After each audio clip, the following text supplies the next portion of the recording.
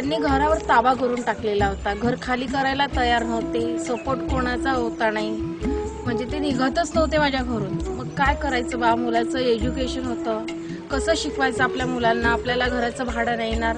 एकमेव म्हणजे साधन मला भाड्यातूनच आपल्या मुलाचं एज्युकेशन वगैरे करायचं होतं. कसं काय करायचं. मग आम्ही दोघं जण, मी आणि माझे मिस्टर खूप टेन्शनमध्ये गेलो की काय करायचं. आखरी असं वाटायचं की जोहर खाऊन मरून जायचं, कारण आपल्या मुलांना शिकवायला, आपल्याला फॅमिली सांभाळायला जो आधार बेस होता तोच खाली होणार नव्हता, तर काय करायचं बा.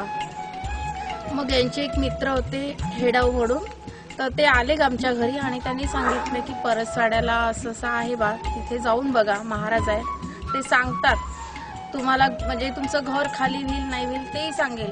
मग आम्ही दोघंही जण महाराजांकडे आलो. या ट्रस्टीमध्ये काहीच नव्हतं, ही ट्रस्टी व्हायचीच होती.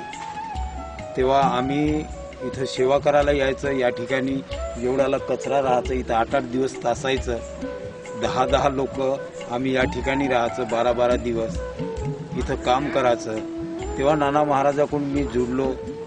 32 ते 35 वर्ष झालं नाना महाराजाशी जुडलेला. माझा मुलगा नाना महाराजाकडून चांगल्या पद्धतीनं नोकरीवर आहे. मला प्रसाद मिळली 35 वर्षामध्ये नाना महाराजाची. मी ऋणी आहो.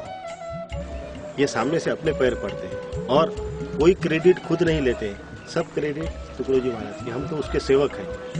वो ये कहते हैं कि आप नीचे बैठे हो, आप जमींदार हो, मैं तो ऊपर आसन में बैठा हूँ, मैं सेवक हूँ आपका.